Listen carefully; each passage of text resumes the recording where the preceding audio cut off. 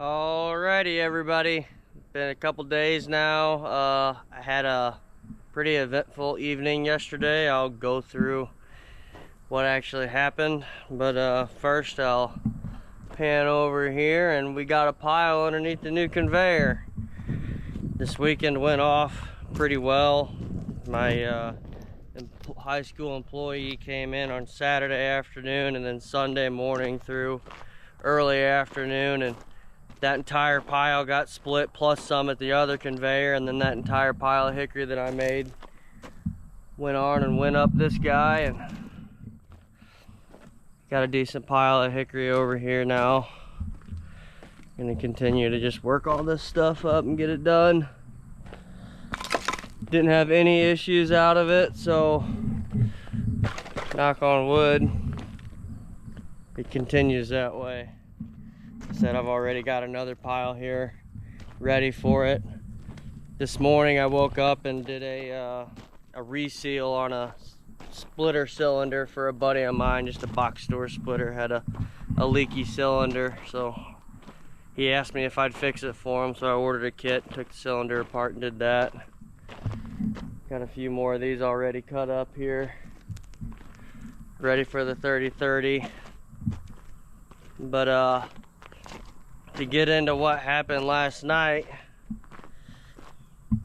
my little scrap fire pile must have had a floating ember that landed on one of them dead standing logs that was in that pile, and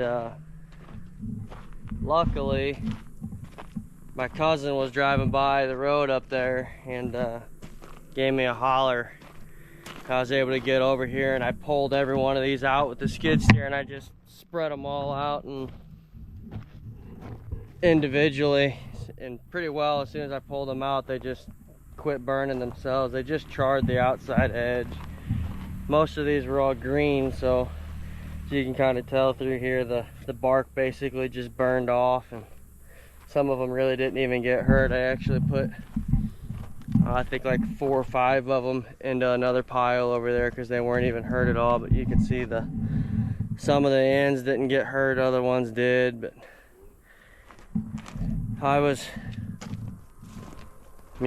when I got here yesterday, the ground was just completely dry and bare in between the fire and the pile, so it was just something floated off of that pile and worked its way over.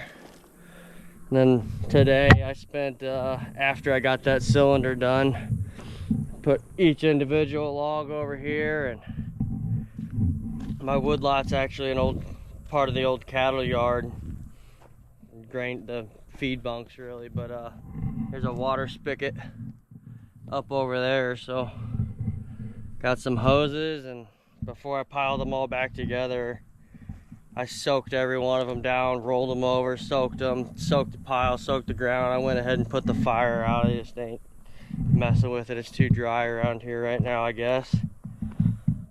But thank God that didn't happen to one of them piles, because I'd have never got it put out, and I pretty well could have put me out. It would have been a bad deal. But luckily everything's put back now, stacked back up. I'll probably end up just using that stuff for myself.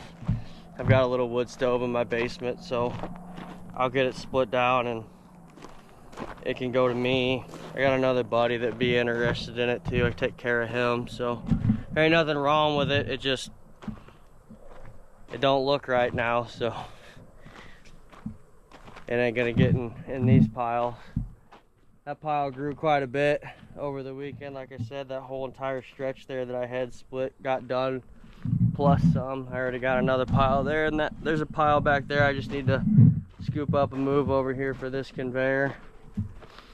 Over the weekend, yesterday actually, I did another driveway grading job for a buddy of mine that had worked for me in the past, and when he called me about it, he just said sure thing. And when he asked how much, I said, how about you just come back to work for me for a little while. So we're trading out labor basically on that. It was 104 today on like the real feel here.